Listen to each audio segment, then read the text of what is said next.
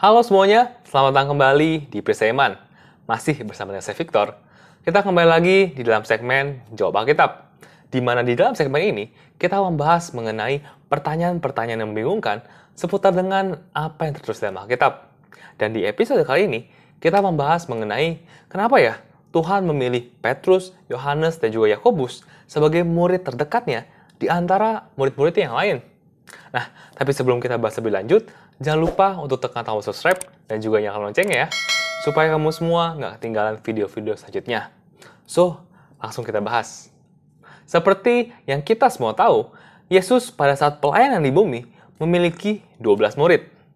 Mereka adalah Petrus, Andreas, Yakobus anak Alfeus, Yakobus, Yohanes, Filipus, Bartolomeus, Matius, Thomas, Tadeus, Simon, dan Yudas Iskariot. Dari 12 murid tersebut, kita melihat ada 3 murid yang bisa dibilang sebagai murid terdekatnya Yesus, yaitu Petrus, Yohanes, dan Yakobus. Kalau kita membaca dalam Alkitab, Petrus, Yohanes, dan juga Yakobus seakan-akan menjadi murid yang mendapatkan privilege khusus dari Yesus.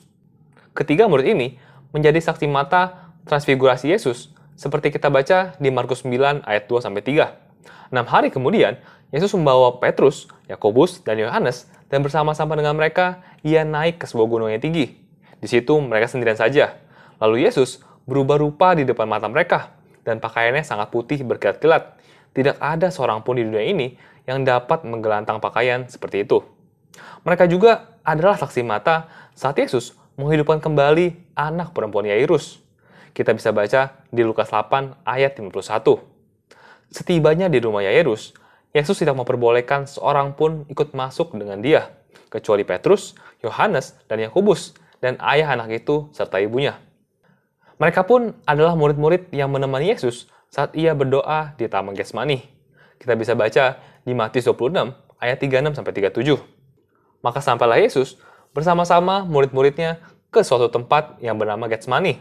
Lalu ia berkata kepada murid-muridnya, "Duduklah di sini sementara aku pergi ke sana untuk berdoa." Dan ia membawa Petrus dan kedua anak Zebedeus sertanya. Maka mulailah ia merasa sedih dan gentar. Kita semua tahu bahwa Petrus, Yohanes, dan juga Yakobus termasuk dalam murid-murid yang paling awal mengikuti Yesus. Tetapi apakah ini alasan satu-satunya kenapa Yesus memilih mereka? Menurut saya, Yesus memiliki alasan yang lebih daripada itu. Dan alasan itu adalah karena Yesus mempersiapkan Petrus, Yohanes, dan juga Yakobus sebagai pemimpin daripada gereja mula-mula. Kita lihat Petrus. Petrus adalah murid pertama yang mengungkapkan imannya kepada Yesus sebagai Mesias dan juga anak Allah.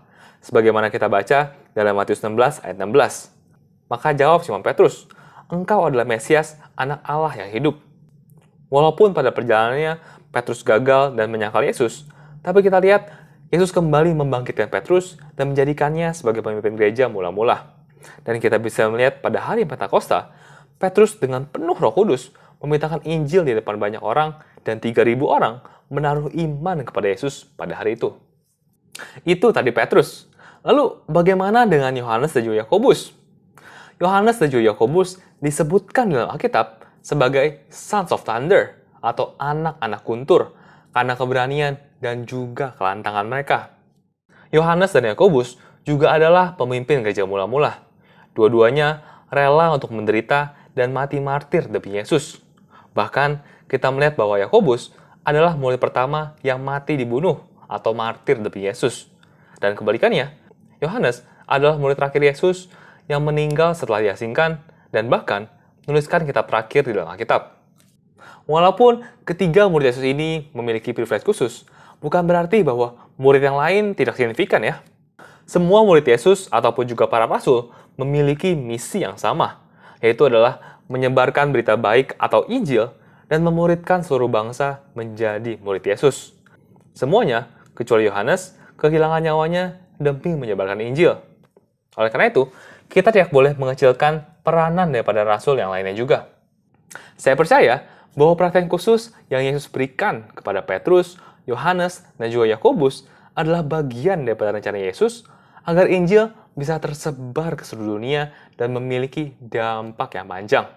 Dan sekarang, kita bisa lihat bahwa rencana Yesus itu berjalan dengan sangat baik. Hingga saat ini, Sudah 2000 tahun berjalan, Injil Yesus dalam bentuk Alkitab adalah buku yang paling banyak dicetak di muka bumi. Sekitar 5 miliar Alkitab telah dicetak dan Injilnya tersebar ke seluruh dunia. Dan dampaknya masih signifikan sampai sekarang. Sampai dengan saat ini, jutaan bahkan miliaran jiwa di bumi hidupnya diubahkan melalui kuasa firman Tuhan, melalui Injil, dan juga Alkitab. Oke guys, sekian dulu buat episode kali ini. Semoga episode kali ini bisa memberkati kalian semua ya. Thank you guys for watching. See you in the episode. Tuhan Yesus memberkati.